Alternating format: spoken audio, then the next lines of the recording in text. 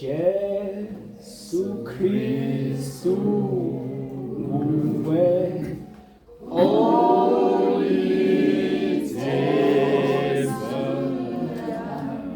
yebo manje yebo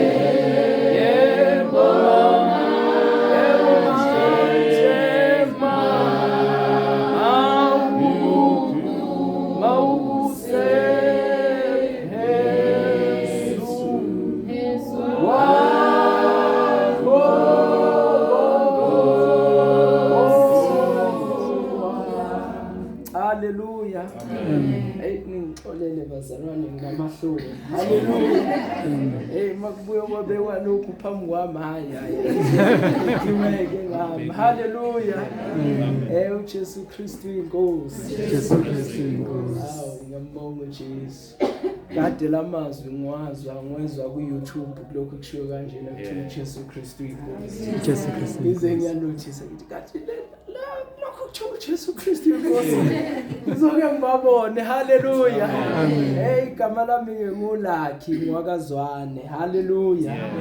Hey umntwana kaNkulunkulu nje ngisindisiwe ngenzela umusa. Hallelujah. Ngiqhamuke endaweni yasenkandla. Kodwa ngomusa kaJesu. Ngihlala endaweni yaseYuvele eJoburg. Hallelujah. Amen. Namhlanje ngikuhlosile nje ukuthi ngizohlanganyela nabazalwane basentabeni. Hallelujah. Amen. Ngiye ngithi mangibabuka ku YouTube ngibabona ukuthi nampa bakithi. Hallelujah. Kulezi insuku ke wonke umuntu usindisiwe. Akusathusa ukuthi uhlangane nomuntu athi nje usindisiwe. Hallelujah. Kodwa kuye kuthokozisa ukubona bamesabayo uNkulunkulu. Noba sekufana netheme kulezi insuku ukuthatha umuntu hayi ngisindisiwe kodwa bamesabayo uNkulunkulu ungathi kulezi insuku bayashoda. So ngijabulileke nje ukuthi ngizokhuphukela entabeni kaJehova. Hallelujah. Noba lisho njalo izwi ukuthi ubani oyokhuphukela entabeni kaJehova. Ubani oyoma endaweni engcwele. Hallelujah. Hallelujah.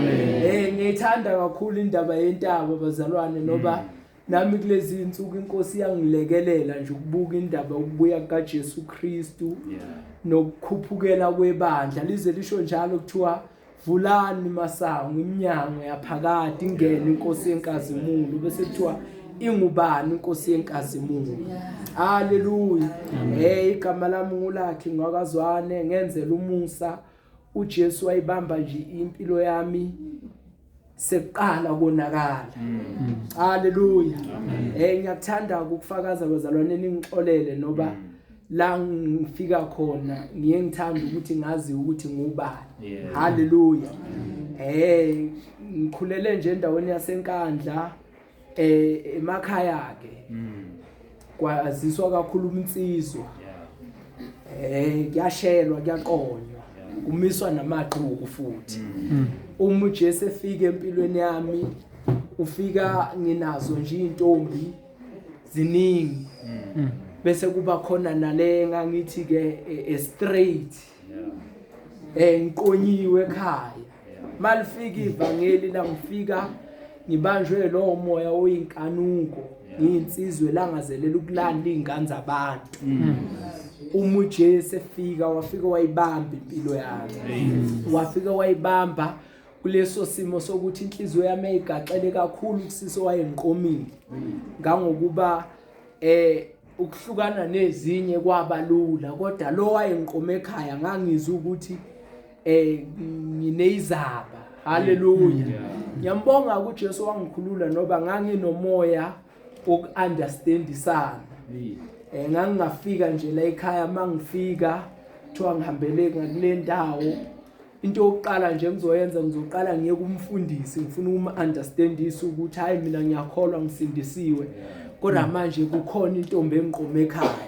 Kodwa ngizwa phakathi kwami ukuthi uNembezi uyangilahla ngokuthi awukwazi ukusindisa uqeda ube nentombi. Awukwazi ukusindisa uphinde ujole. uNembeza nje ungilahla kukhona umhlabelelo othi izwi layihlaba inhliziyo la ngikhombisa ukweduka. Cha lalingihlabile nje ngokuphelela izwi la ngitshena ukuthi uma sengisindisiwe angikwazi ukuba nentombi. Angikwazi ukuthi ngingajola, angikwazi ukuthi ngingaphila impilo embili kube khona unyawo lwangapha nangapha. Haleluya. So ngangina leyo nkinga ke mangiqeda kusindiswa nje ukuthi nansi intombi yami nangu uJesu ohlula impilo yami. Haleluya. Ngiyakhumbula ngalezo nsuku yayidabuka inhliziyo yami kukhona nokuyisolo ukuthi kodwa ngangingeneleni etendeni ekushunyelwa kile insindiso. Kodwa ngangingazi ukuthi ngangifumene iparade. Haleluya. Ngangingazi ukuthi ngokungena kuleli atende kwakuyobanjwa impilo yami.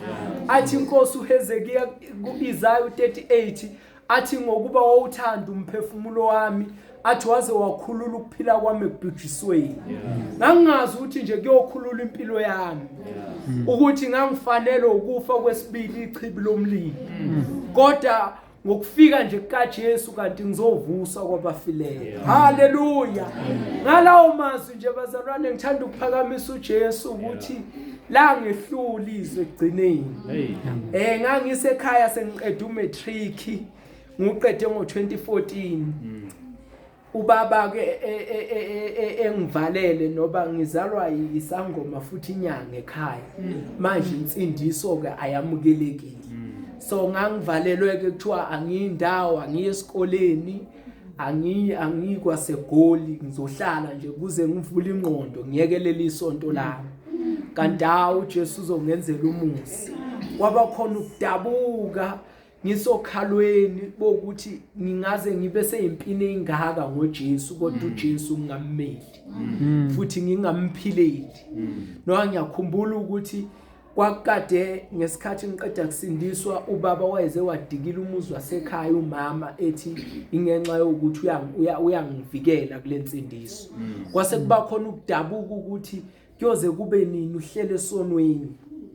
Kuxabana abazali bakho ngenxa yento waziyo ukuthi awuyiphili. Ngezwe inhliziyo yami idabuka ngabhala imessage kukhona ubuhlungu ngalintombazana. Futhi ngiyala ngaleso sikhathi sengize ngayizalisa abazalwane. Ngiyubaba nje nginengane na10.